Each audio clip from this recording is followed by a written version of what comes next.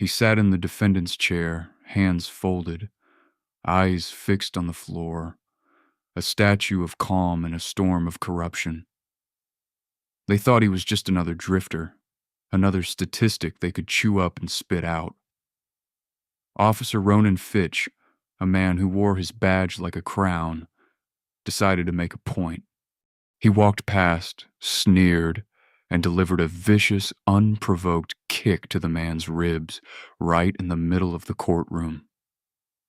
But Fitch didn't know who he was kicking. He didn't know that the drifter was Commander Barrett Sloane, a decorated Navy SEAL with a skill set that makes nightmares look like daydreams.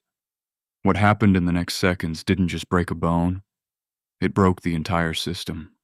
You are about to witness the most satisfying instant karma in legal history. The air in the chaotic vastness of Courtroom 4B smelled of floor wax, stale coffee, and quiet desperation. It was humid in the sweltering heat of Mon, Georgia. The air conditioning rattled violently in the vents above, doing little to cool the tempers flaring below. Judge Harlan Voss sat high on the bench, looking bored. He was a man who had long ago traded his passion for justice for the comfort of a routine. He adjusted his glasses, flipping through the docket with the speed of a man who had a tea time. To him, the people paraded in front of his bench weren't really people. They were file numbers, processing fees, and conviction rates. Docket number. The bailiff droned, his voice monotone. State versus Barrett Sloane. Charges: resisting arrest, disorderly conduct, and obstruction of justice. A tall, broad-shouldered black man stood up from the defense table. Barrett Sloane moved with a slow, deliberate grace that most people missed. He wasn't frantic like the drug dealers who preceded him, nor was he sullen like the petty thieves. He wore a simple gray t-shirt and dark jeans. His head was shaved and his beard was neatly trimmed, flecked with gray that hinted he was older than his smooth skin suggested. He didn't look at the gallery. He didn't look at the judge. He looked straight ahead at the great seal of the state of Georgia hanging on the back wall. Sitting a few feet away, leaning back in a chair that creaked under his weight, was Sergeant Ronan Fitch. Fitch was a legend in the Mon precinct, but for all the wrong reasons. He was built like a vending machine, square, heavy, and hard. His uniform was tight across his chest, the fabric straining against muscles built in the gym, but fueled by something uglier. He had a reputation for cleaning up the streets, a euphemism that in his case meant harassing anyone who didn't immediately bow to his authority. He chewed gum with an open mouth, a subtle sign of disrespect to the court that Judge Voss conveniently ignored. "Mr. Sloane," Judge Voss sighed, not looking up. "You are appearing today pro se. You don't have a lawyer." "No, Your Honor," Barrett said. His voice was a deep baritone, steady and devoid of fear. "I will represent myself." Fitch snorted loud enough for the back row to hear. He leaned over to the rookie officer sitting next to him, Officer Declan Halloway. "Hear that, Declan? He's going to represent himself, a jailhouse lawyer. This is going to be a roast." The incident that brought them here was trivial. A broken tail light, a stop that should have taken minutes. But when Fitch had pulled Barrett over, he didn't like Barrett's silence. He didn't like the way Barrett kept his hands on the wheel, perfectly compliant but utterly unimpressed. Fitch wanted fear. When he didn't get it, he escalated. He demanded a search. Barrett refused, citing the Fourth Amendment. Fitch dragged him out of the car. Barrett didn't fight back. He just went limp. Passive resistance, Fitch called it in the report. But then Fitch added the resisting charge to justify the bruises he'd left on Barrett's arms. Now in the courtroom, the dynamic was predatory. "State your case, Sergeant." The judge waved a hand. Fitch stood up, hitching his belt. He walked to the center of the floor, commanding the space. He loved this part, the storytelling. "Your Honor," Fitch began, his voice booming with practiced authority. The defendant was stopped on I-75 for a non-functional taillight. Upon approach, I detected the odor of narcotics. Barrett's eyes narrowed slightly. There were no narcotics. There never were. I asked the suspect to exit the vehicle. Fitch continued, pacing back and forth, making eye contact with the stenographer, playing to the crowd. He became belligerent. He squared up to me in a combat stance. I feared for my safety and the safety of the public. I had to use necessary force to subdue him. "Liar," a woman whispered from the back. It was Mira, a local legal aid intern who had been watching Fitch's cases for months. She knew the pattern, but she also knew nobody ever beat Fitch. He was the golden boy of the department, protected by the fraternal order and a DA who needed police cooperation to win re-election. "Mr. Sloane," the judge looked at Barrett. "Your response?" Barrett stood. He didn't pace. He didn't wave his arms. "Your Honor, there is dash cam footage. I requested it. It has not been provided." "Technical glitch," Fitch interrupted, smirking. "Camera was on the fritz." "Happens." "Convenient," Barrett said. "Watch your tone, boy," Fitch snapped. The courtroom went deadly silent. The racial epithet hung in the air, heavy and toxic. Judge Voss cleared his throat, looking uncomfortable, but unwilling to reprimand his star officer. "Sergeant Fitch, let's keep it professional." "Mr. Sloane, without the footage, it's your word against a decorated officer's. Do you have anything else?" "I have the truth," Barrett said. Fitch laughed. It was a cold, barking sound. "The truth?" "The truth is, you're lucky I didn't break your jaw on the side of that road." Fitch began to walk back to his seat. His path took him directly past the defense table where Barrett stood. The aisle was wide enough for two men, but Fitch wanted to assert dominance. He veered close, invading Barrett's personal space. Barrett didn't flinch. He remained at attention, eyes forward. It was that lack of reaction, that absolute stoic refusal to be intimidated, that snapped something inside Fitch. It was an insult to his ego. He couldn't let this drifter stand there looking like a soldier when he was just a suspect. As Fitch passed, he pretended to stumble. He shouted, "Watch it," and lashed out with his right leg. It was a vicious, calculated stomp aimed directly at the side of Barrett's knee. A joint breaker, a move designed to cripple someone for life, masked as a clumsy accident. The sound of the boot connecting wasn't the crack of bone Fitch expected. It was a dull thud against muscle. Fitch smirked, waiting for the scream, waiting for the man to crumble to the floor, clutching his leg. But Barrett Sloane didn't crumble. He didn't even sway. The courtroom froze. Time seemed to warp in courtroom 4B. For the spectators, the moment was a blur. 1 second, Sergeant Fitch was stomping on the defendant. The next, the world turned upside down. For Barrett Sloane, time slowed down to a tactical crawl. His training drilled into him over years of service in the most hostile environments on Earth. From the peaks of the Hindu Kush to the humid deltas of Nigeria took over.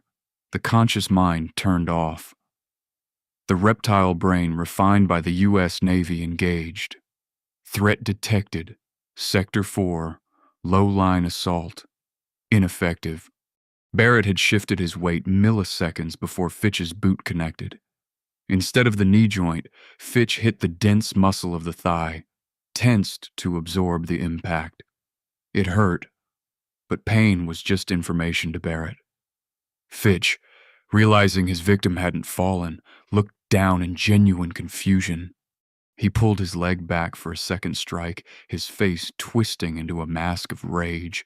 You trip me? You son of a... He raised his boot again. That was his mistake. Barrett didn't punch. He didn't flail. He moved with the terrifying economy of a man who knows exactly how to dismantle the human body. As Fitch's foot left the ground, Barrett pivoted on his left heel. His right hand shot out, not in a fist, but open-palmed.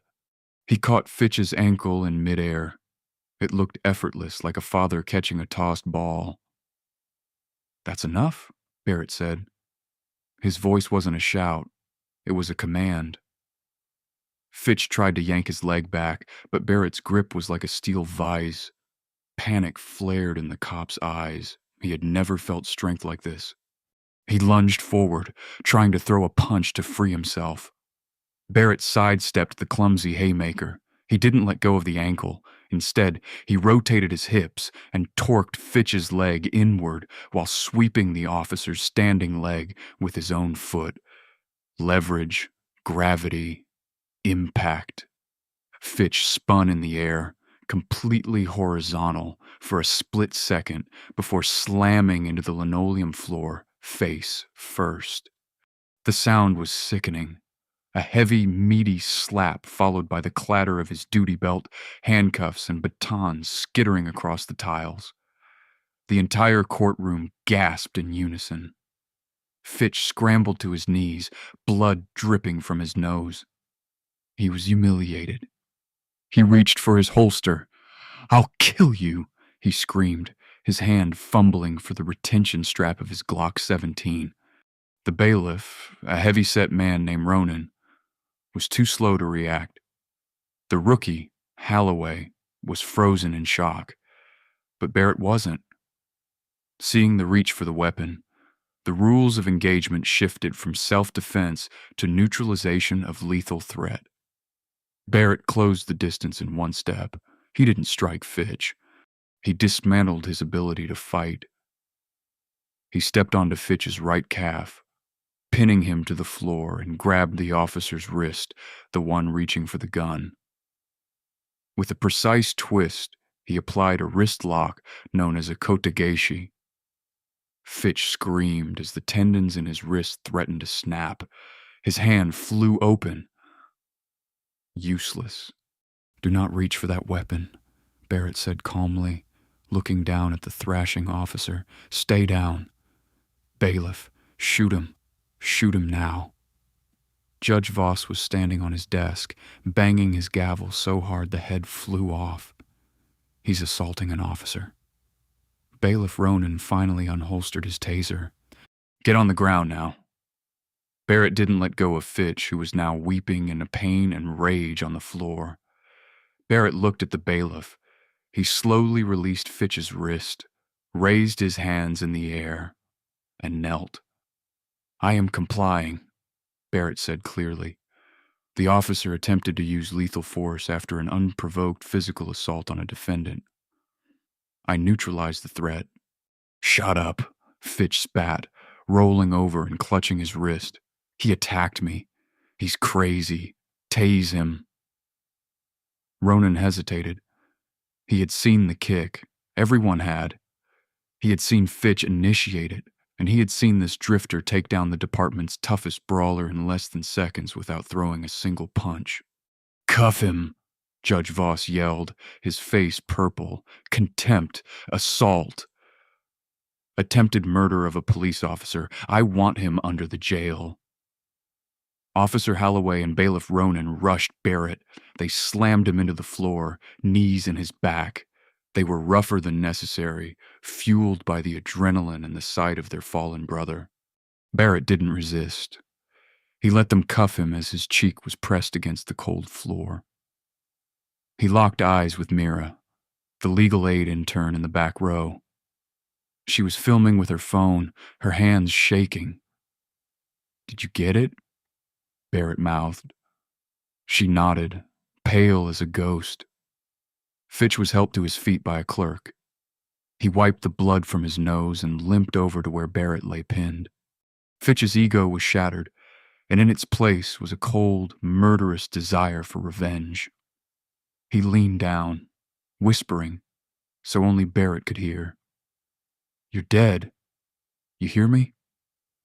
You don't touch a cop in my town, you're never seeing the sun again." Barrett looked up from the floor. His expression hadn't changed. It was the look of a man who had stared down warlords and terrorists. "Sergeant," Barrett whispered back, "you have no idea what you just kicked." The doors to the courtroom burst open. 3 sheriff's deputies ran in to reinforce the arrest. They dragged Barrett out the side door, his feet barely touching the ground. Judge Voss sat back down, straightening his robes, trying to regain his dignity. "Court is adjourned. Clear the room and someone wipe up that blood." He looked at the stenographer. "Strike the defendant's comments from the record. The official record will state he attacked the officer unprovoked." The stenographer hesitated. "Do it." Voss hissed. She typed, "Defendant initiated assault." But the Judge Fitch and the entire corrupt system of Mon had a problem. They thought they had buried the evidence. They thought they had silenced the witness. They didn't know that Mira, the intern, had already hit upload. And they certainly didn't know that Barrett Sloane wasn't just a retired SEAL. He was currently an active operational consultant for the Department of Defense, and he had a scheduled check-in with his commanding officer in Washington, D.C. When Barrett I. Sloane missed a check-in, the Navy didn't send a text message. They sent a search party, and God help anyone who stood in their way. The holding cell in the basement of the Mon County Courthouse was a concrete box designed to break the human spirit. It smelled of mildew, unwashed bodies, and the metallic tang of old rust. There were no windows, only a flickering fluorescent bulb caged in wire mesh that buzzed incessantly like an angry hornet trapped in a jar. Barrett Sloane sat on the thin metal bench, bolted to the wall. He had been stripped of his belt, shoelaces, and the dignity the court system thought it could take from him. His wrists were bruised from the handcuffs, and there was a dull ache in his shoulder where the deputies had slammed him into the doorframe on the way down. But Barrett wasn't broken. He was calculating. He sat in the lotus position, eyes closed, regulating his breathing. In for 4, hold for 4, out for 4, hold for 4, box breathing. It was the same technique he had used while waiting in a submerged submersible off the coast of North Korea and while hiding in a spider hole in the Afghan mountains. This cell was luxury compared to those places. He checked his internal clock. His check-in with his commanding officer, Admiral Sterling, was scheduled. He had missed it. By now, a red light was flashing on a secure server in the Pentagon. A failure to report status would be logged. His GPS transponder implanted subcutaneously in his left shoulder during his last operation would be pinged. He just had to wait. Upstairs, in the plush, mahogany-paneled chambers of Judge Harlan Voss, the atmosphere was far less calm. Judge Voss poured himself a generous measure of scotch, his hand shaking slightly. Sergeant Ronan Fitch paced the room, an ice pack pressed to his swelling nose. His wrist was wrapped in an ace bandage, throbbing with a pulse of its own. "You have to bury him, Harlan," Fitch growled, his voice nasal from the injury. "I want him gone. I want him in General Pop at the state pen. I want him to disappear."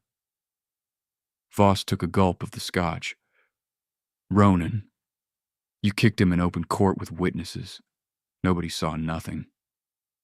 Fitch slammed his good hand on the desk. "The bailiff knows the score. Holloway will write what I tell him to write. And the stenographer? She's a single mom. She needs this job. She's not going to contradict the official record." "What about the girl?" Voss asked, wiping sweat from his forehead. "The legal aid intern. Mira something." "I saw her holding her phone up." Fitch froze.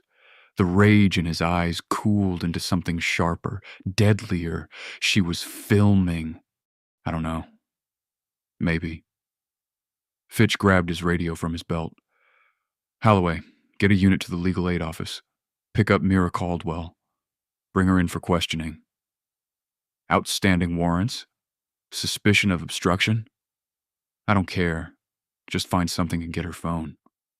Mira Caldwell was already miles away, sitting in the back corner of a dusty internet cafe that smelled of burnt popcorn. Her hands were trembling so hard she could barely navigate the trackpad of her laptop. She knew she shouldn't have run. Running made you look guilty. But after seeing what Fitch tried to do to that man and what that man did back, she knew the rules of the game had changed. This wasn't a legal battle anymore. It was a war. She had the video file open on her screen. It was shaky, but the audio was crystal clear. Crack, the sound of the boot, thud, the sound of Fitch hitting the floor.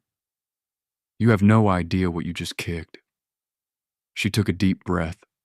She logged into a burner email account she used for anonymous tips. She attached the file. In the recipient line, she didn't put the local news. The local news was owned by a conglomerate that played golf with the mayor. She didn't put the state police. They protected their own. She typed in the email address for the Justice Project, a national watchdog group based in New York with millions of followers, and copied a specific investigative journalist named Preston Reed at the Washington Post, known for exposing police corruption. Subject: police brutality in Mon Courtroom. Raw footage. She hit send.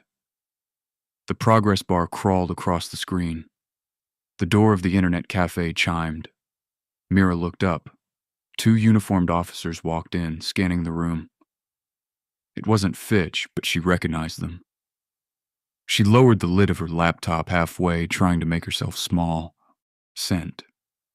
She slammed the laptop shut, shoved it into a tote bag, and stood up, heading for the back exit. "Hey, you," one of the officers shouted. Mira didn't look back. She bolted through the kitchen, past the startled cook, and out into the alleyway. She could hear the heavy boots pounding behind her. She knew the streets of Mon better than they did. She ducked under a broken fence, scrambled through a neighbor's yard, and disappeared into the humid afternoon haze. Back in the cell, the metal door groaned open. Fitch stood there, framed by the light from the hallway. He wasn't wearing his duty belt anymore, but he held a heavy, rubber-wrapped baton in his left hand. He signaled the guard to leave. The heavy door clanged shut, locking them in together. Barrett opened his eyes. He didn't stand up. He remained in the lotus position on the bench, looking at Fitch with an unnerving mixture of pity and boredom. "You'll think you're tough," Fitch whispered, stepping closer. The camera in the corner of the cell had been conveniently covered with a piece of duct tape. "I think you were in a great deal of pain, Sergeant," Barrett said softly, "and you were looking for a way to transfer that pain to me." "It won't work." Fitch laughed, a wet, gurgling sound. "Oh, it'll work. See, down here there are no witnesses. Down here you fell off the bench. You banged your head against the wall in a psychotic episode." Fitch raised the baton. "Ronan Fitch," Barrett said, his voice dropping an octave. "Service number. Divorced twice. Gambling debt of $42,000. You take kickbacks from the towing company on 4th Street. Fitch froze, the baton hovering in midair. "How do you know that?" "I observe," Barrett said. "I listen." "You have a tell, Sergeant. When you lie, you touch your belt buckle. You've been touching it since you walked in. Shut up." Fitch swung the baton. It was a clumsy, angry swing. Barrett caught the weapon mid-swing with his left hand, absorbing the impact in his palm. He didn't wrench it away this time. He just held it there, freezing Fitch in place. "If you strike me again," Barrett said, locking eyes with the terrified bully, "I will not simply restrain you. I will disassemble you. And this time, I won't stop at the wrist." For the first time in his life, Ronan Fitch looked into the eyes of a man and saw absolutely no fear, only a deep, dark abyss that promised violence on a scale he couldn't comprehend. Fitch pulled the baton back, his breathing ragged. He backed away, fumbling for the door handle. "You're a dead man," Fitch stammered, his voice cracking. "You hear me?" "Dead." He fled the cell, slamming the door behind him. Barrett exhaled slowly. He checked the time in his head. Almost time. The video had been viewed hundreds of thousands of times. It was trending #1 on Twitter under the hashtag #MonJustice. The raw footage was undeniable. The arrogance of the kick, the fluidity of the countermove, the sheer corruption of the judge screaming to arrest the victim. Internet sleuths had already identified Fitch, his home address, his disciplinary record, which was surprisingly hard to find, suggesting a cover-up, and photos of him at a BBQ with the district attorney were circulating on Reddit. In the district attorney's office, Nadia Brooks was having a stroke. "Who is this guy?" She screamed at her assistant, throwing a tablet across her desk. "Who is Barrett Sloane? I want a background check deeper than the Mariana Trench. I want to know what kindergarten he went to." "We ran him through NCIS, ma'am," the assistant stuttered. "It came back classified." "Classified? What do you mean classified? He's a drifter with a broken taillight." "No, ma'am. The file is locked. It says Department of Defense. Level 5 clearance required." It directed us to call a number at the Pentagon. Nadia Brooks felt a cold knot of dread form in her stomach. She had been the DA for years. She knew how to fix a DUI for a senator's son. She knew how to bury evidence for the police union. But level 5 clearance was a language she didn't speak. "Get Judge Voss on the phone. Tell him to deny bail. If the feds are involved, we need to keep him in custody until we can figure out a leverage angle. We charge him with domestic terrorism if we have to. Just keep him in that cell." Meanwhile, at the Mon police precinct, the phone lines were melting. Citizens from as far away as London and Tokyo were calling the desk sergeant, demanding answers. Protesters were beginning to gather on the front steps, holding signs that read, "We saw the kick and free Barrett." Officer Holloway, the rookie, was manning the front desk, looking pale. He picked up line 4. "Mon Police, please hold. I will not hold." A crisp, authoritative voice said on the other end, "This is Captain Orion Slade, Office of the Judge Advocate General, United States Navy. I am speaking to the watch commander." Holloway swallowed hard. The sergeant is indisposed right now. Can I take a message?" "This is not a message, son. This is a notification. You are holding a Tier 1 asset of the United States government. You have violated Article 9 of the Uniform Code of Military Justice by detaining active duty personnel without notifying his command." "Active duty?" Holloway looked at the file on the desk. "No, sir. He's unemployed. He said he does construction. He builds things." "Yes," Slade said, his voice dripping with icy sarcasm, "and he tears things down. You have exactly minutes to release Commander Sloane to my custody. If he has a single scratch on him that wasn't there, I will bring the full weight of the federal government down on your little clubhouse. Do you understand? I have to call the chief. You do that. Tell him the Navy is coming and tell him to put on his dress uniform. He's going to need it for the court-martial." The line went dead. Inside the cell, the door opened again. This time it wasn't Fitch. It was 2 large men in orange jumpsuits, actual inmates. The guards had moved Barrett.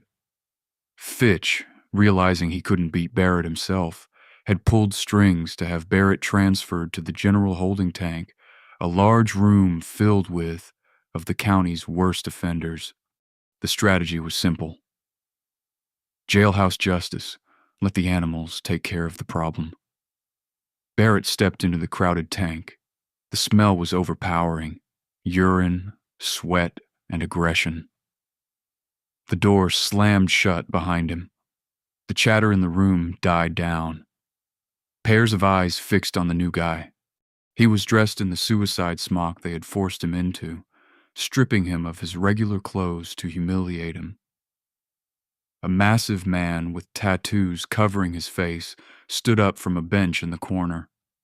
His name was Big J, a local gang enforcer awaiting trial for aggravated assault. He cracked his knuckles.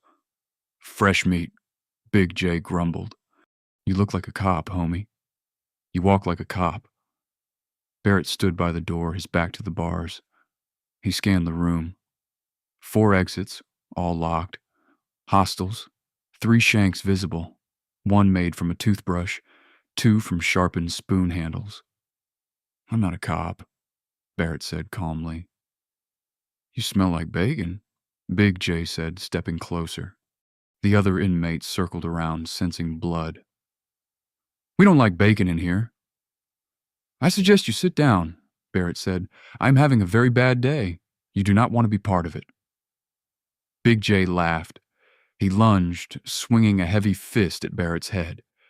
It was slow, so incredibly slow. Barrett ducked under the punch, grabbed Big J's belt, and used the man's own momentum to drive him face first into the concrete wall. Big J crumbled like a wet paper bag. The room went silent again. "Anyone else?" Barrett asked, straightening his smock. One of the men with a shank lunged. Barrett didn't even look at him. He sidekicked the man in the solar plexus, sending him flying back into a group of 3 others, knocking them all down like bowling pins. "Listen to me." Barrett addressed the room, his voice commanding the space just as it had in the courtroom. "I am not your enemy. The men who put us in here are the enemy. Now I am going to sit on this bench. I am going to close my eyes, and if anyone touches me, I will break every bone in their hand. Are we clear?" The inmates looked at Big J groaning on the floor. They looked at the man gasping for air from the kick. They looked at Barrett, who was already sitting down, closing his eyes and resuming his breathing exercises. One by one, they backed away. Some even sat down on the floor, giving him a wide berth. In the hierarchy of violence, they recognized a predator that was far above their food chain. Outside the precinct, the atmosphere shifted. The low hum of traffic was drowned out by a rhythmic thwop sound approaching from the north. Protesters looked up. Police officers stepped out of the station, shading their eyes against the sun. 2 black UH-60 Black Hawk helicopters bearing no markings other than a small Navy insignia on the tail roared over the tree line. They didn't circle. They came in low and aggressive, hovering directly over the courthouse square, the downdraft kicking up dust and blowing the hats off the deputies. At the same time, 3 black SUVs with government plates screeched to a halt to the curb, boxing in the chief of police's car. The doors flew open. 6 men in crisp navy dress whites stepped out, followed by 4 men in tactical gear with NCIS emblazoned on their vests. Leading them was a man with silver hair and the stars of a rear admiral on his shoulders. Admiral Orion Slade adjusted his hat, checked his watch, and marched up the steps of the Mon Police Department like he owned the building. The chief of police, a rotund man named Chief Ronan, cousin to the bailiff, waddled out to meet him, sweating profusely. "Now see here," Ronan shouted over the noise of the rotors. "You can't just land choppers in my city. This is a state jurisdiction." Admiral Slade didn't stop walking. He walked right up to Chief Ronan, stopping inches from his face. "Chief Ronan," Slade said, his voice cutting through the noise like a scalpel. "I am designating this precinct a temporary federal zone under the National Security Act. You are currently detaining a man who possesses secrets vital to the defense of this nation.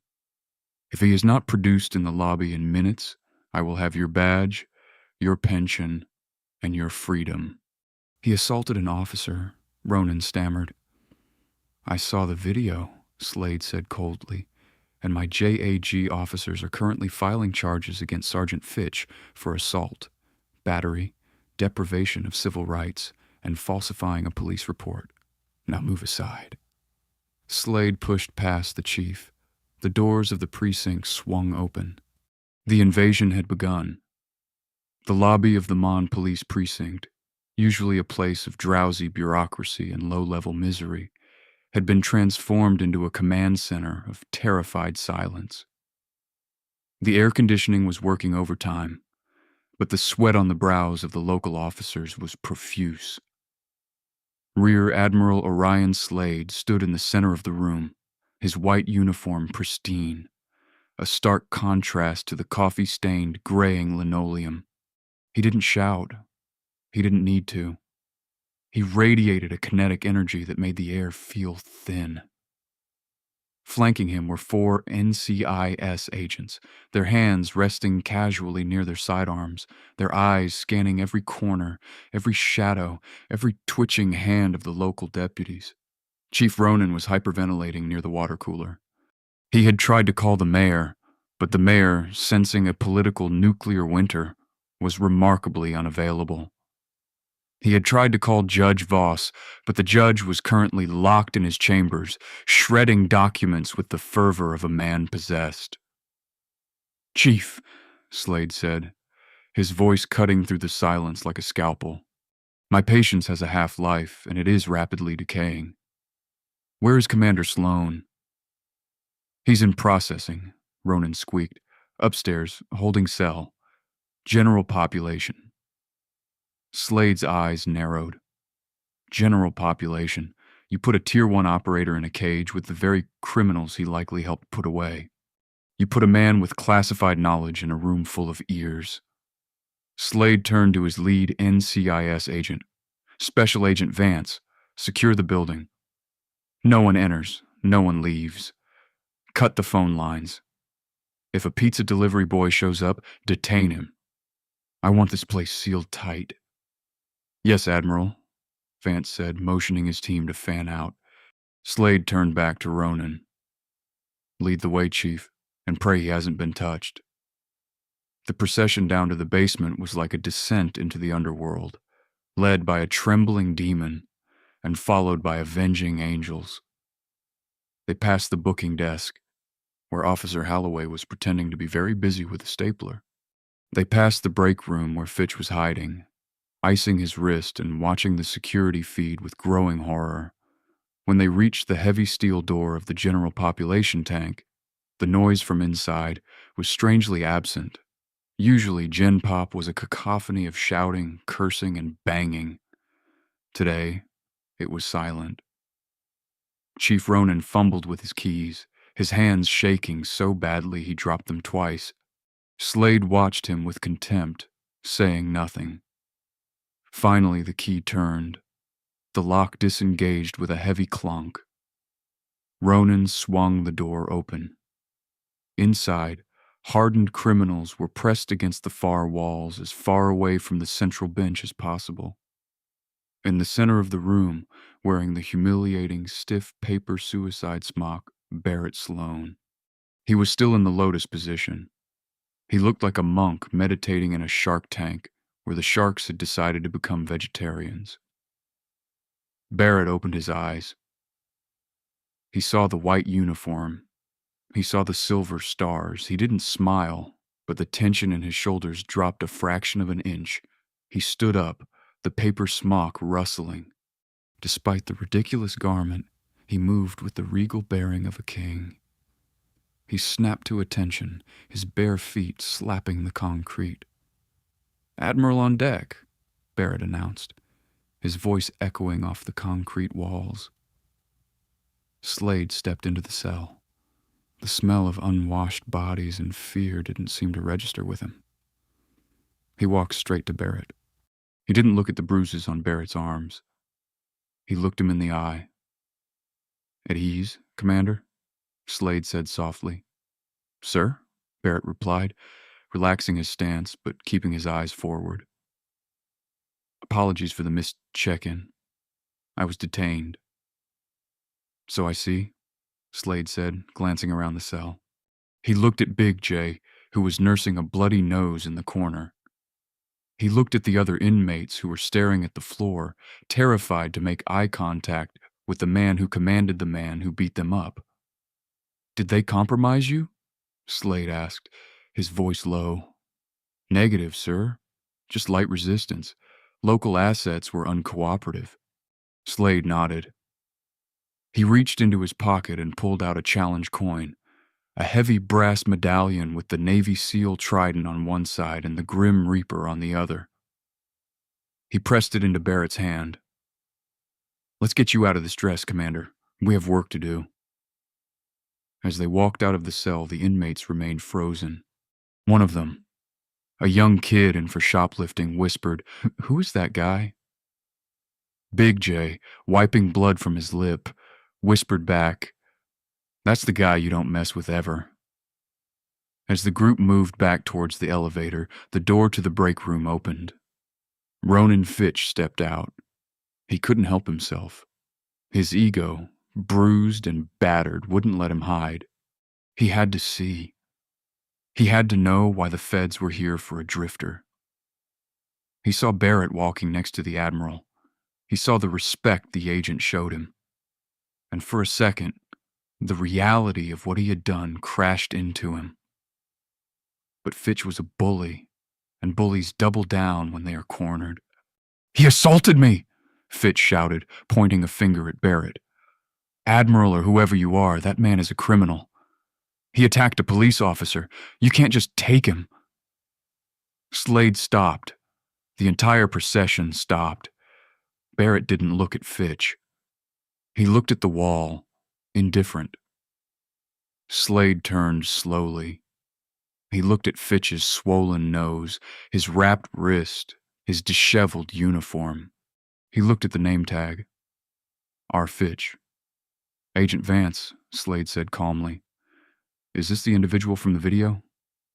"Yes, Admiral Sergeant Ronan Fitch." Slade took 2 steps toward Fitch. Fitch flinched. "Sergeant," Slade said, his voice deceptively polite, "do you know what a force multiplier is?" What?" Fitch stammered. "It's a military term," Slade explained, acting like a patient teacher. "It refers to a factor that dramatically increases the effectiveness of a group. Commander Sloane is a force multiplier. He has trained foreign armies. He has rescued hostages from strongholds you couldn't find on a map. He has served his country with honor." Slade leaned in close. "And you," Slade whispered, "you are a force divider. You divide the public from the law. You divide justice from reality. You kicked a man because you thought he was weak. And now you are going to find out exactly how strong the system can be when it decides to kick back." "You can't threaten me," Fitch spat, though his voice wavered. "I have rights. I have the Union." "You have nothing," Slade said.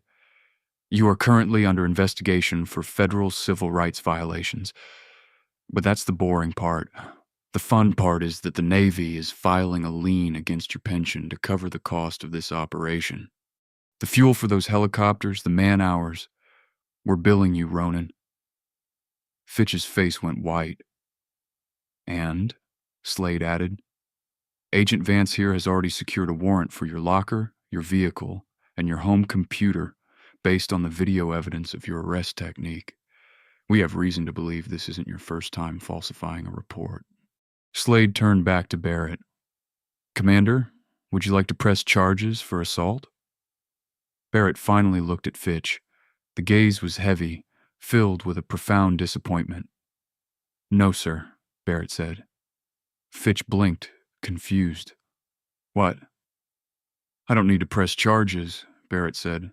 "The truth is heavy enough. He has to carry it now." Barrett turned and walked into the elevator. Slade smiled, a shark-like, predatory smile. He's more forgiving than I am, Sergeant. I'm pressing charges. The debriefing took place in the precinct's conference room, which the NCIS team had swept for bugs within minutes of arrival. They found two, one under the table and one in the smoke detector, likely placed by Internal Affairs and forgotten, or perhaps by Fitch himself to spy on his colleagues. Barrett was now dressed in a spare set of tactical fatigues brought by the team. He sat at the head of the table, holding a cup of the black coffee. His wrists were treated with antiseptic, his shoulder iced. Across from him sat Mira Caldwell, the legal aid intern. Slade had insisted she be brought in, not as a suspect, but as a witness. The police had tried to arrest her, but the NCIS agents had intercepted the squad car and escorted her back to the station under federal protection. She looked terrified, clutching her tote bag like a shield. "Ms. Caldwell," Barrett said gently, "you can relax. You aren't in trouble." She looked up at him. It was hard to reconcile the terrifying warrior from the video with this soft-spoken man. "They said I obstructed justice." "They lied," Barrett said. "You documented injustice. There is a difference." "Because of your video," Admiral Slade interjected, pacing the room. "We have leverage. Without that footage, this would be a he said, she said situation. And in this town, the badge always wins." "You saved this man's career, possibly his life." Mira managed a weak smile. I hate bullies." "So do we," Slade said. "So do we." The door opened and Agent Vance walked in holding a stack of papers. "Admiral, we have the warrant returns from Fitch's computer. It's extensive. Summarize," Slade commanded. "Emails between Fitch and Judge Voss discussing fee splitting on fines," Vance read. "Chat logs with a local towing company regarding kickbacks for impounded vehicles, and a folder hidden in the system directory labeled Trophies. It contains body cam footage of other arrests, ones that glitched and were never submitted to evidence." The room went cold. "He kept them?" Mira asked, horrified. "Narcissists always keep souvenirs," Barrett murmured. "He wanted to relive the power." "This is a RICO case," Slade said, rubbing his chin. "Racketeer-influenced and corrupt organizations. We're not just taking down a bad cop. We're taking down the whole precinct." Slade turned to Barrett. "Commander, your check-in was regarding the ops plan for the Horn of Africa. We can reschedule. Right now. I need you to do something else for me." "Name it, sir." "I need you to testify, not in a military court, in open court. Here. We're going to fast-track the arraignment. I want Judge Voss to look you in the eye while the FBI reads him his rights." Barrett nodded slowly. "I can do that." The story had gone national. The Washington Post article by Preston Reed had dropped, "The Sheriff of Rot." How one Georgia town monetized justice. The video of the kick had millions of views. The hashtag #MonJustice was now trending alongside Fire Fitch and Judge Voss. The courthouse was besieged.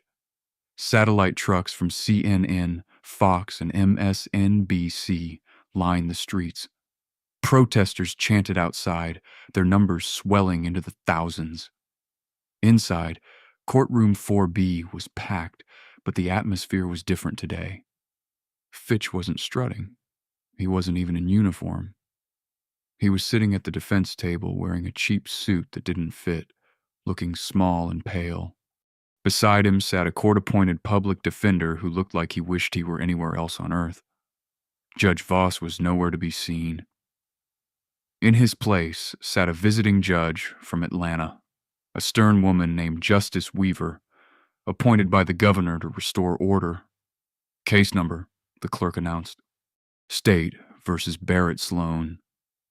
Dismissed with prejudice, the district attorney, a nervous young man filling in for Nadia Brooks, who had suddenly taken medical leave, announced quickly. "The state withdraws all charges." Not so fast, Justice Weaver said, peering over her glasses. There is a cross-complaint filed by the United States Department of Justice. Yes, Your Honor. A federal prosecutor stood up. He was flanked by Admiral Slade. The United States charges Ronan Fitch with deprivation of rights under color of law, aggravated assault, perjury, and wire fraud. We also have an indictment for Harlan Voss for judicial misconduct and conspiracy. A gasp went through the gallery. Fitch stood up. This is a setup. You can't do this. I am the law in this town. Sit down, Mr. Fitch, Justice Weaver snapped. I won't sit down. Fitch screamed, his face turning purple. That man attacked me. He's a weapon. He's a monster. He pointed at Barrett, who was sitting in the front row of the gallery, wearing his navy dress blue uniform, his chest heavy with ribbons, the silver star, the bronze star with valor, the purple heart. Barrett stood up. He didn't speak to Fitch. He turned to the judge. Your Honor, Barrett said, his voice calm, filling the room. Mr. Fitch calls me a weapon. Perhaps I am. I was forged by this country to fight enemies of freedom. I have fought in deserts and jungles. I have seen evil in many forms. He turned slowly to face Fitch. But the most dangerous enemy is not the one with a bomb strapped to his chest, Barrett said. It is the one who wraps himself in the flag and uses a badge to hide his own darkness. You are not the law, Ronan. You are just a man who forgot that authority is a loan, not a gift. And today, the bank is calling it in. Fitch lunged. It was a desperate, foolish move. He tried to scramble over the defense table to get to Barrett. This time Barrett didn't have to move. 2 U.S. Marshals were on Fitch before his feet hit the floor. They slammed him onto the table, cuffing his hands behind his back. Get off me! Fitch screamed, thrashing. Shh! Ronan Fitch, the marshal said. You're under arrest. As they dragged him out of the courtroom, kicking and screaming, the camera crews in the back captured every second. It was the perfect bookend to the video that had started it all. The man who loved to stomp on others was now being dragged out by his heels. Barrett watched him go. He felt no joy, no triumph, just the quiet satisfaction of a mission accomplished. Admiral Slade leaned over. Good speech, Commander. I meant it, sir. I know. Now, are you ready to get out of here? We have a plane to catch. The world has other problems. Yes, sir, Barrett said. He turned to leave, but stopped. He saw Mira Caldwell standing near the exit. He walked over to her. Thank you, Barrett said. For what? Mira asked. You did all the fighting. You turned on the light, Barrett said. Darkness cannot exist in the light. You did that. He shook her hand, turned, and walked out of the courtroom, flanking the Admiral. The sea of reporters parted for them, sensing that this was not a man to be questioned, only observed. Behind him, the gavel banged. The era of corruption in Mon was over. The cleanup was just beginning. It took months for the wheels of justice to finish grinding, but when they did, they ground Ronan Fitch into dust. The federal trial was moved to Atlanta to ensure an impartial jury, though finding anyone who hadn't seen the viral video was nearly impossible. The evidence was overwhelming. The trophy folder on Fitch's computer didn't just implicate him. It was a roadmap of years of systematic abuse. There were other victims identified, people who had been charged with resisting arrest to cover up Fitch's brutality. On the day of the sentencing, the courtroom was silent. Fitch had lost everything. His wife had left him, taking the house and the kids. The Fraternal Order of Police had revoked his membership and issued a public statement condemning his actions to save their own skin. He stood alone, looking smaller than ever in an orange federal jumpsuit. District Judge Weaver didn't mince words. "Mr. Fitch," she said, peering down from the bench, "you treated the badge not as a shield to protect the innocent, but as a club to beat them into submission. You relied on fear. You relied on the silence of your victims, but you made a grave miscalculation. You picked a fight with a man who could not be silenced." She adjusted her glasses. "For the charge of deprivation of rights under color of law causing bodily injury, I sentence you to years. For the falsification of records, years. These sentences are to run consecutively. Years federal time, no parole." Fitch's knees buckled. He looked back at the gallery, searching for a sympathetic face. He found none. He was led away in shackles. The metallic clinking sound, the only eulogy for his career. Judge Harlan Voss fared no better. The investigation revealed he had been taking kickbacks from the private probation company that the county used. He was disbarred, stripped of his pension, and sentenced to years in a minimum security prison. It was a lighter sentence than Fitch's, but for a man of his ego, the loss of status was a fate worse than death. He would spend the rest of his life as a pariah, the judge who got judged. The new guard back in Mon, the air felt lighter. The Department of Justice placed the Mon Police Department under a consent decree mandating federal oversight for the next decade. Chief Ronan took an early retirement, fleeing to Florida before the indictments could reach him. A new interim chief was brought in from Chicago, a no-nonsense woman named Chief Daniels, who immediately fired 6 other officers implicated in Fitch's text threads. Mira Caldwell didn't just survive the ordeal. She thrived. The exposure she gained from the case turned her into a local hero. The Justice Project in New York offered her a full scholarship to law school. She accepted, but with the promise to return to Mount Irma. On her last day at the legal aid clinic, she received a package.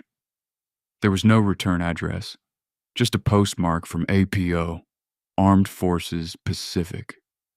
Inside was a simple handwritten note and a small, heavy object wrapped in the velvet. The note read, "The pen is mightier than the sword, but only if you have the courage to write the truth. Keep writing." She unwrapped the object. It was a challenge coin. On one side was the Navy SEAL trident. On the other, the scales of justice. Mira gripped the coin tight. She wasn't just an intern anymore. She was a guardian, the ghost in the machine. Miles away, the night was pitch black. The wind howled across the deck of the USS Mako, an amphibious assault ship stationed off the coast of a conflict zone that wouldn't make the news. The ocean sprayed mist over the flight deck, where a team of operators was gearing up. Commander Barrett Sloane checked his equipment. Night vision goggles check. Suppressor check. The weight of the gear was familiar, comforting. "Hey, Ice." Barrett turned. It was his second in command, a younger SEAL named Miller, no relation to the bailiff. Miller was holding a tablet. "You see the news, boss? They gave that cop years. The judge got 4. Barrett paused. He looked out at the dark horizon where the sea met the sky. He thought about the hot courtroom in Georgia. He thought about the pain in his knee that still flared up when it rained. He thought about the look in Fitch's eyes, not when he was kicking, but when he realized he had lost. "Justice is a slow grinder," Barrett said quietly. Still, Miller grinned.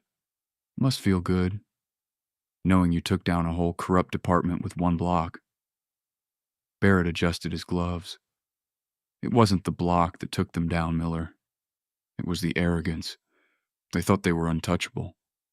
That's always the fatal error. The rotors of the Black Hawk began to spin, the whine of the engine rising to a scream. "We have a green light." The pilot's voice crackled over the comms. Barrett Sloane, The man who had been a drifter, a victim, and a ghost stepped towards the helicopter. He wasn't thinking about Fitch anymore. Fitch was the past. The mission was the future. "Let's go to work," Barrett said. He boarded the bird, disappearing into the darkness to do what he did best. Protect those who couldn't protect themselves, whether they knew his name or not. In Mon, the sun was just rising over a town that was a little bit safer, a little bit cleaner, and a whole lot wiser.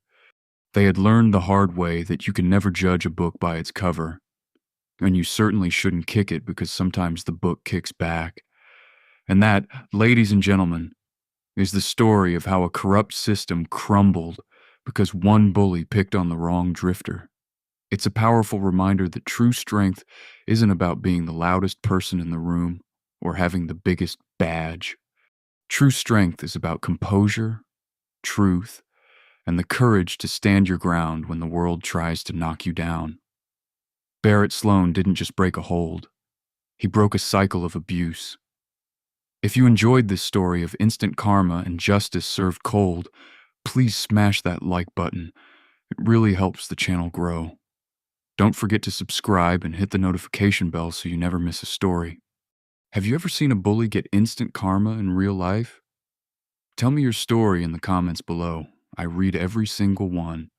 Thanks for watching, and I'll see you in the next video. Stay safe.